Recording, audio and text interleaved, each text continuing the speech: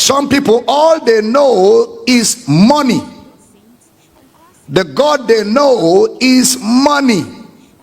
They don't know any God outside money.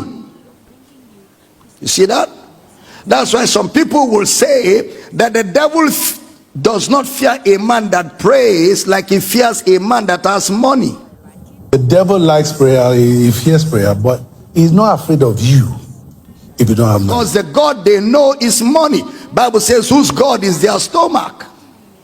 Bible says you cannot serve God and mammon. So you're either serving God or you're serving mammon. Some people, their God is money. They don't see God beyond money. Filthy lucre. Otherwise, how can somebody say that you cannot be claimed to be righteous if you're poor? That there is no poor man that is holy. That there is no poor man that is holy. So holiness is synonymous with money. It is written here, if you obey and serve God, you will prosper. You will prosper.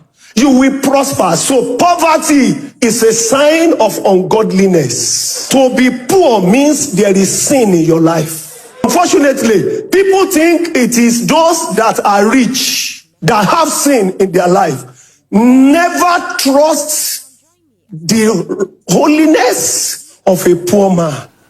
In fact, somebody sent me a video where a preacher in this country said that if Jesus was rich, he wouldn't have died. That Jesus died because he was poor. For 30 pieces of silver, Judas sold Jesus. So, money problem led Christ to the cross. That is an insult to the work of redemption.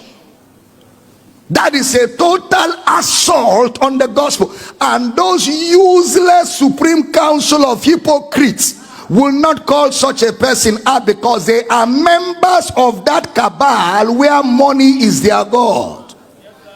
When people like us preach Christ, they attack us because they are far from Christ, whose God is their stomach. How can somebody say that Jesus died because he didn't have money? That they used 30 pieces of silver to kill him? That if he was rich, it wouldn't have succeeded. He is even worse than Peter, who said, Jesus, you will not die. And Jesus said, get thee behind me, Satan, because you are an offense to the things of God. You serve not the things that be of God. So Jesus came to the earth not to die, or what?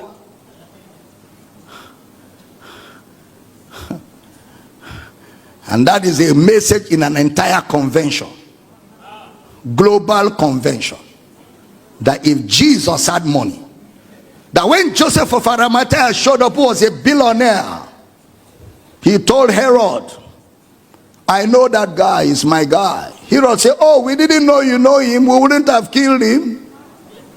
Anyway, we are sorry for killing him, you can have his body. That it took a millionaire to just collect the body and bury it. These people, I don't know whether they even read Bible, or they just read village parables or village tales by moonlight. Jesus came to the earth to die. Ought not Christ, oh fools, oh zoomy, oh fools, slow of heart to believe all that the prophets have spoken. Ought not Christ to have suffered these things and to enter into his glory?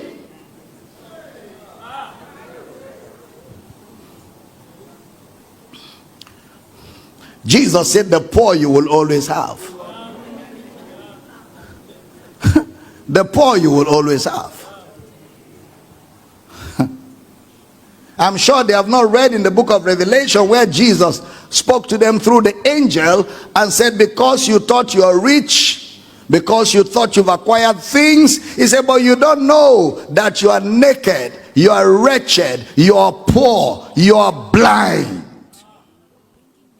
He said, because you thought you have acquired material things, you've acquired all kinds of cars, all kinds of money, you have lied to God's people, emptied their pocket, collected all their monies, and used it to build a luxurious life for yourself at the expense of their own living. You do not know that you are wretched, you are poor, you are blind. Revelation 3:17, because thou sayest, I am rich and increase with goods, and have need of nothing, and thou knowest not that thou art wretched and miserable and poor and blind and naked.